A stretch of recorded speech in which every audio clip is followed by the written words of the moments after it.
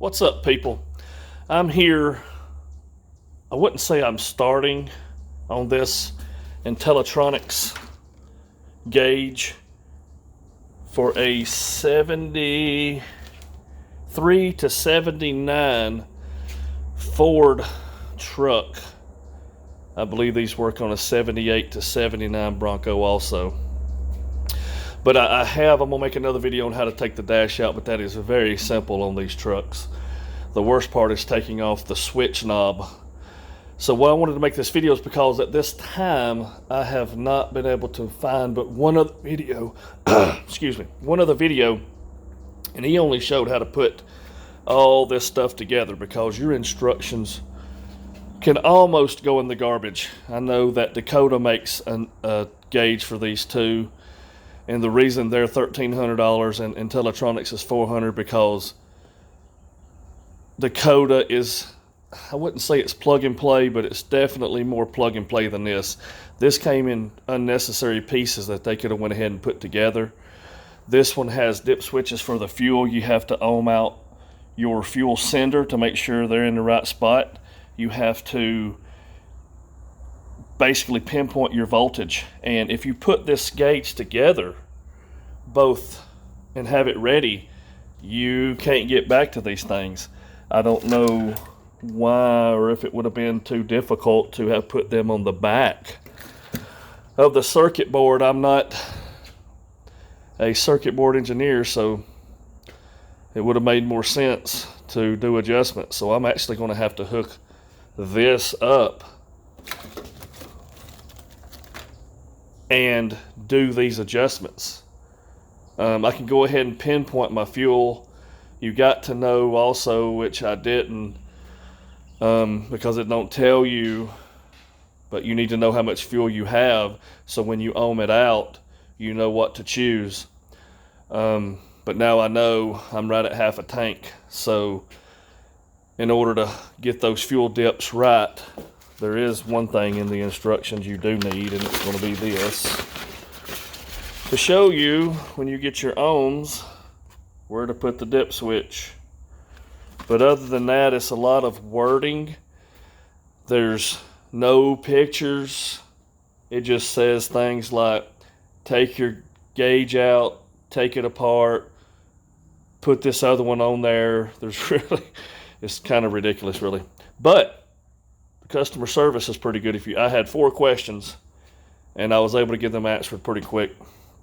But I actually run these wires. I'm doing this for a friend. He said, oh man, this is plug and play. You know, I work on cars, modifying them every day. So he's like, do this for me. I'm like, okay. It's not plug and play. All these wires have a place to go, and it would have been nice if they would have made a plug to plug into your original harness. The only thing about that is the oil pressure sender has to have its own set of wires, so you can't reuse that wire. Temp sender has to have, you can reuse the wire, but you have to put in a new sender. And let me take that back. You have to put a new oil pressure sender, but instead of a 1 wire, it's a 2 wire, so you can actually use the 1 wire that's there going back to your gauge, but you have to ground it somewhere. So really, they could have made a plug for this. The only problem with that would have been, what I can think of is your sender for your transmission. You know, on these older cars were just a cable. They spun the gauge. This is going to actually have a sender that goes into the transmission that has wires coming out of it, so that does have to be hardwired. You have to do a few grounds, so they could have made a plug and made this plug and play, but when I spoke to them, they stated, hey, we don't trust 40-year-old wires. I don't know why. I mean, they're fine. I would rather try it. If it didn't work, then, you know, run a new wire. But anyway, from looking at this, how it came in the package, $400. I think that these parts came from different places and packed together. This is a $400 setup. You're not going to get much, but I've saw finished products. Once you're done pinpointing everything, this thing does look really good. So at the end of the day, it's worth $400, but hey, this is going to take some time figuring it all out. And what I did I'm going to post some pictures, links, whatever, if I can figure this out. I'm not a YouTube expert. But I need to start making videos on these things because I spend a lot of time modifying cars and things to not, make a video. Only reason I don't is because, a lot of time these things take a lot of time than making a video does. But if I can help people along the way, that'll be great. With this gauge and the wires, I wanted to make sure I had my wiring right so I can plug in, because I cut my old harness off, as you can see, and I'm going to plug in my wires to that. So right now my phone is dying. I'm going to stop the video where it is, charge my phone, and come back and talk more about the wiring harness and where all these wires go to, what they mean. It is a big struggle that I had trying to figure it out, since I'm not an electrical expert on cars either. I'll be back.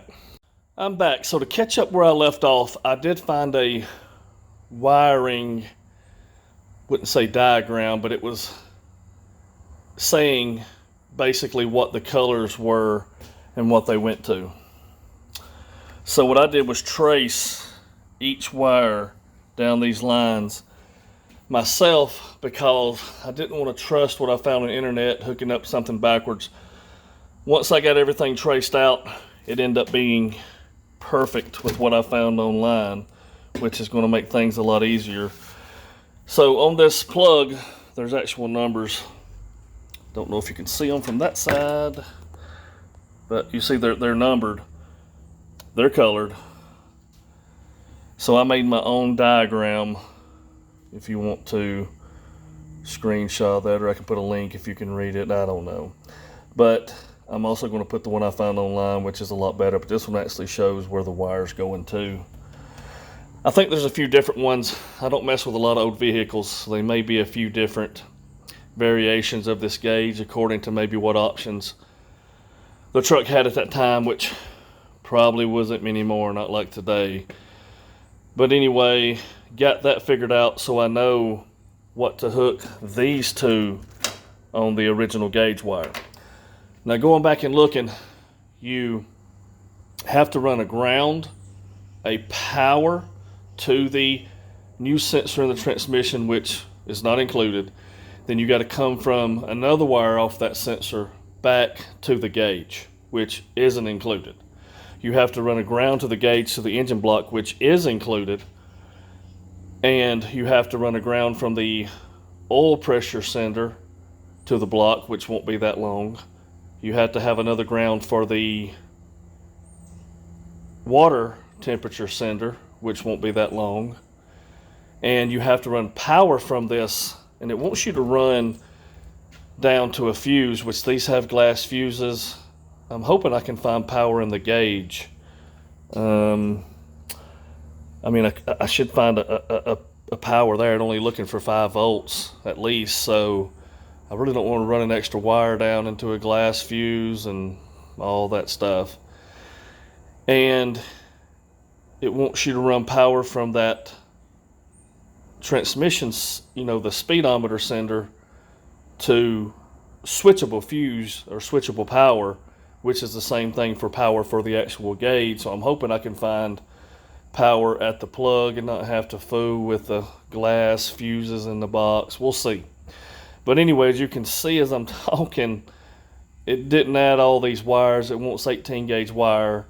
So it's a little bit entailed. As you can see, I've already added my heat shrink ends. Already put them on there, crimped them with a crimper, and heated up the ends.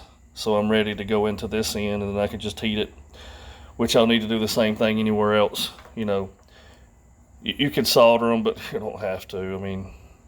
This is good enough for the butt with the heat shrink, but definitely use heat shrink. Don't try to use wire nuts. They will corrode. Go ahead and do it right. Now, most people who buy these things, who cherish their trucks, which this truck I'm working on is the old 4x4 primered gray. It's a farm truck, but it had no lights. They do drive it on the road every now and then. It lost its lights. You can see they had tried to repair it and it didn't work. So at nighttime they couldn't see what the heck was going on. So they bought this. But at the same time, you can buy a whole new wiring set several $100s, $1,200, and rewire this whole truck. And basically, then it becomes plug and play with this. Basically, that's the only way you're getting plug and play. Otherwise, you're going to spend a lot of time running wire. I did a lot of homework, wrote this out for myself, double check things, and I still got to do a little, trial and error with the plug and not having to run extra wires if I don't have to. So that's what this video is about, to save you some time. You may look at this and go, well, this guy's done made a 40-minute video, but I'm telling you, watch the video. It's going to save you some time with getting this thing wired up. Doing the dip, I'm going to do a video on ohming out the fuel sender. Video on, this is to point your volts, which I'm thinking, how far can it be off? I guess we'll see. I'm sure it's going to be good enough, but the fuel is what I'm worried about. If you don't get that right, then you're always going to be wondering where your fuel is. Quarter tank might be half a tank, quarter tank might be empty. And even after they fill it up and they drive it, I might have to take this thing back apart and figure it out. I would like to have had the fuel tank to be full. That would have been the best, but it's not the case here. But you can't put all this together because the adjustments are going to be in between the glass and the circuit board. And this stuff is 40 years old. The plastic is pretty brittle. Also be careful with that. Also, when you unpackage all this, these had plastic over them, I guess, to protect them from not getting scratched. These did not. They're not going to get scratched. I guess they could, but make sure you peel those off. In the video I watched of the guy, he did not show that. I don't know if he did that. You could barely see it. The only reason I knew I saw one was barely peeling up. The other ones were like, you couldn't tell it. So I would say from his video, I'm also going to make an install video on this, is that he basically put the gauges together and had it ready to put in the truck, but really can't do that with this until you get things going. You want to hook this up and wire it, make sure everything's good before you do the final install of the gauge and put it all back together. I did. You can see this thing went together great. It's perfect with all the little lines that it had to go into, you see. But I'll go over that later. We'll pull this off.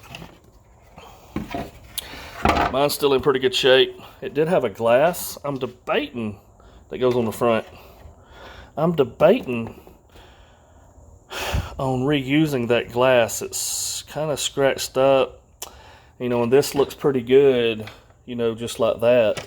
It shouldn't really collect much dust when it's done in there. It might. We'll see if I can't buff this out. I may leave it up to them what they want to do. It's just an old farm truck. You can always blow it out with a compressor, but it's going to look great. Wanted to make this video showing basically that this is not going to be a 2-3 hour one-day job. If you were very mechanically inclined and work on cars every day and woke up at 7 in the morning, yeah, one day you could get it figured out if you really put the work in. With my schedule, I'm having to do this an hour here, an hour there, and I'm taking my time so I don't mess anything up, being an old truck, and it ain't mine. So I'm going to end this video here and come back later on where the cinders are, which I had to spend some time to find where those are, since I'm not familiar with these older vehicles, and I'm not familiar with all newer vehicles either with finding these cinders. But transmission cinder was pretty obvious. Oil pressure cinder was not that obvious, and the temp cinder was not obvious at all. So I'm going to make a video, and that will also save some time. I'll be back. So I'm back here with the old Ford truck doing the intellitronix digital gauges. You can see I've took out the gauge, went in and cut the old harness off. Going to use as many of those wires as I can. Right now I wanted to go over where the sensors are specifically first, which I'm going to climb under here. Bear with me. The transmission sensor is here. Is that going to focus? So, as you can see behind the tire, back of the transmission, right at the drive shaft, is this is your old speedo cable. This is the mount. I've got to get this gear off. I haven't figured that out yet. But anyway, I'll make a separate video on getting the gear off. So this is the new sensor. You can see it's wired. I was afraid it was going to be too big, but it slides in there good. The only thing is, I can't see. I'm blind. Let me get my flashlight. The mount has got an elbow on it, not allowing it to go all the way in, which I don't understand. So I think I'm going to grind some of that elbow off. There's no instructions, so going to grind some of that off. Oh.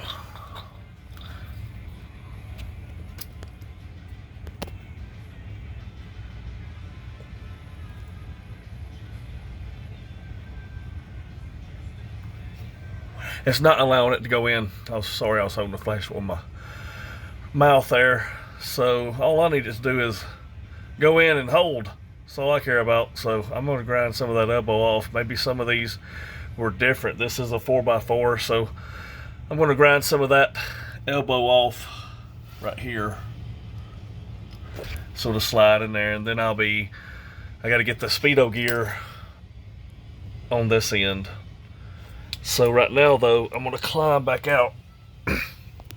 That's the transmission gear. So we're going to go look at the other two sensors you need to find. Like I had stated before, the oil pressure sender is pretty obvious. I want to step on the right side of my ladder. It is behind the carb, down in that hole right there. Right there, right where the light's flashing. Right there, where mine is anyway. Right behind the carb. Going to be a little hard to get to. I'm not going to really care about, I'm going to grab it by the top, hurting it because it's getting a new sender. So there's that one, because there's 3 senders. The speedometer, oil pressure, and now the one that's kind of hid, water temp. And if I can get to it, I've already pulled it out, but it is here, that hole. You got your alternator, front of the engine, to the right of the alternator, sticking out. Where's my old sender? I don't know where the old sender, there it is. There's the old sender. So, be careful taking that out to not round it off. What I did, it's kind of hard to get to. It's 11/16, at least mine was, and by the way, it was a 7/16 bolt for the speedometer cable. This was 11/16 sender. You just gotta work it out. We thought about taking off the alternator bracket, but you know, these trucks are 40 years old, so there was 3 bolts there, one behind a pulley versus basically 1 bolt. So we finally worked it out, but just be careful not to strip it or you're going to be in some trouble then. So that's the 3 senders. Did that homework for you. If you work on these trucks, and you probably already know, this is my first time on something this old, so it's all new to me. Maybe help save some people some time. Also, don't be a dummy like me and pull the sender out and not have something under the truck to catch the coolant, because it's going to come out. As you can see, This radiator sits up high. I mean, the radiator is actually higher than the carburetor, so you're going to lose a lot of coolant. Where normally when you pull that top, you might just lose a little bit. No, it's going to gush out. And you're not going to get that cinder back in there in a position you're going to be in to stop it. So be ready for that. There's the cinders. I'm going to come back later with putting that gear onto the speedometer cinder, the new electronic one, and we'll go from there. So I'm back with this speedo gear. Looks like I'm moving on up to, I found me a headlight where I can work. There's a metal half a clip here, and it's hard to focus on this with this light, but I just stuck my fingernail under each side and it's sliding right off.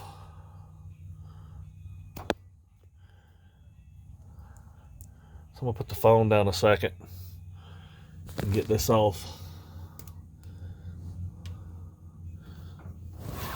So basically, this is what was holding that gear on. It just slid off with my fingers. And then gear's off. So I'm gonna pause. I'm back. Got the gear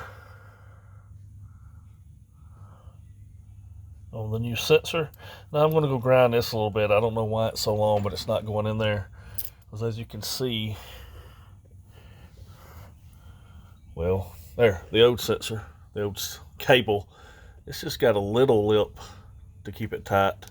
Looks like it might have been grinded too. So I'm gonna go do that right quick and I'll be back. I'm back at my shop now.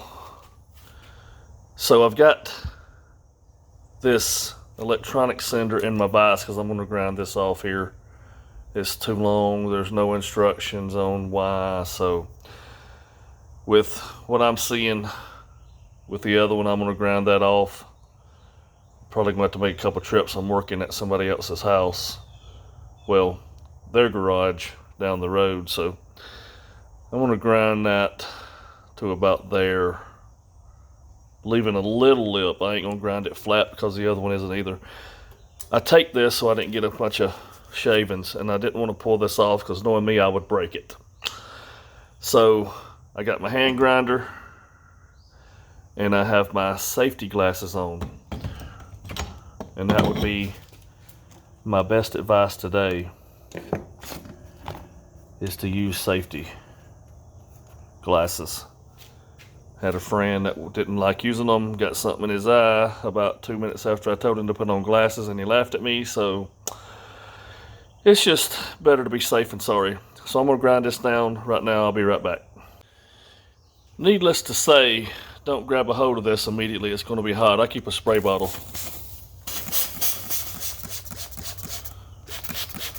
Spray it with some cool water, let it set. Thinking while I was drilling this, I probably could have took that little mount off and turned it around, but like I said before, I'm bad about breaking things, and I don't know where in the world I get another one of these things at, and the other one's not the same size. So I'd rather been safe than sorry. So I also wanted to show something on here.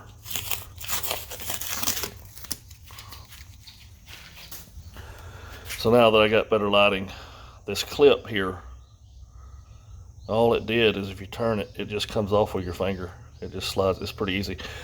The good thing I see about working on this older truck, things are easy to get to. I didn't need to jack it up, no jack stands.